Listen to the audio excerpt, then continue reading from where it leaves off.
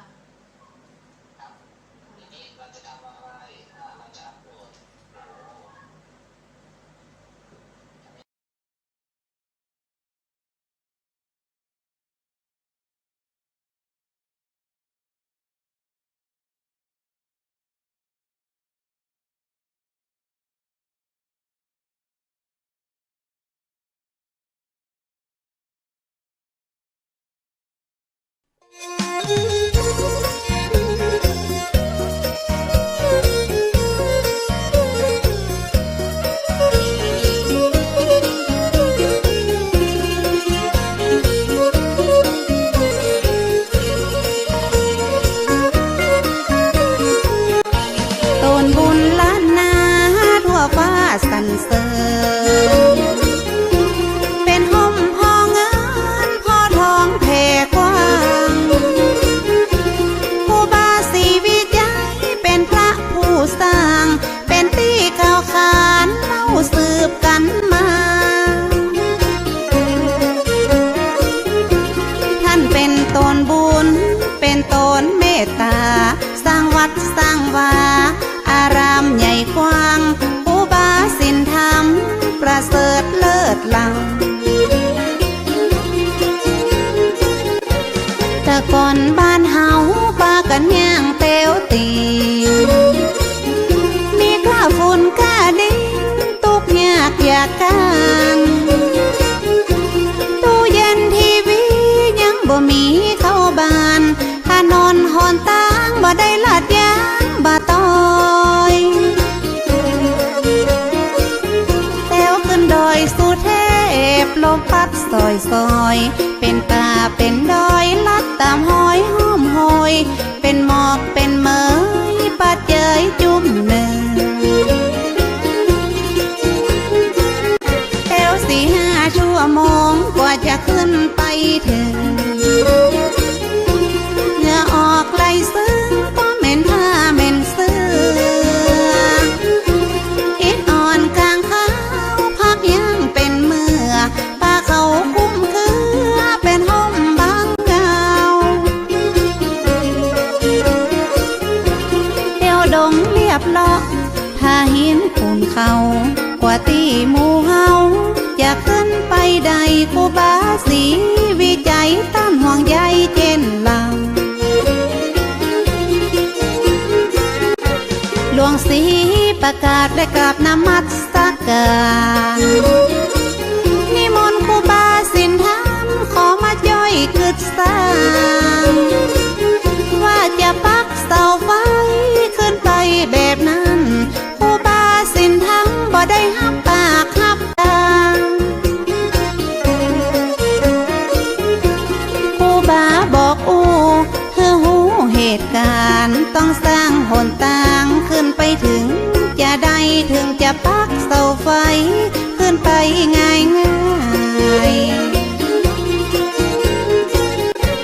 ผู้บาสีวิจัยว่าจะสร้างถนน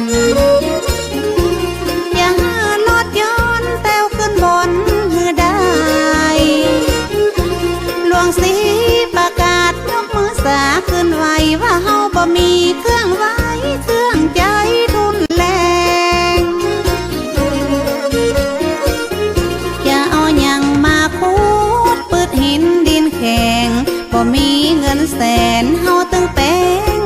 ครูบาเจ้าสีวิจัยท่านตึงบ่ไหวบ่หวัน แต่ว่าบุตรว่าดาตึงจะมาจ่อยแปลงห้องใจห้องแห้งจ่อยกันคึดกันสร้างแต่บ่มีเงินเป็นแสนเป็นล้านจ่อยกันคึดสร้างมันตึงจะใหญ่ขึ้นมาได้ปฐมมาเลิก10 นาฬิกาที่9 พฤศจิกา2477แม่นมันครูบาได้เป็นประธานขุดแผ่วทางเริ่มเก่าเอาขอบกมาจอกขุดดินถนนลูกศิษย์ลูกโยมต้อยตามครูบาเจ้าฟันบากทากทางต้นไม้แดงไม่เป่าห้อมห้อยภูเขาเป็นเขตเป็นแดงกำมีดมุยขอบกมาจกแผ่นดินแข็งปันเขตปันแดนคนละเล็กละน้อยปันตาปันหอยลัดขึ้นดอยมุ่นจริงจ้อยกันทุทากบะหินบะพาพาลาตกมาไผ่ตึงบะใจหินตึงผัวตึงเมียไข้หัวนั่งยิ้มพาลาตกกิ้งไผ่ตึงบะจมสักกาคนที่มาจ้อยสร้างบุญต้อยกันบ่หวังเงินหวังคำปิกจอมปิกบานหวังกุศลผลน้ำสุขบานแต่ลังระยะเริ่มสร้างคนก็ซ้ำบ่หลาย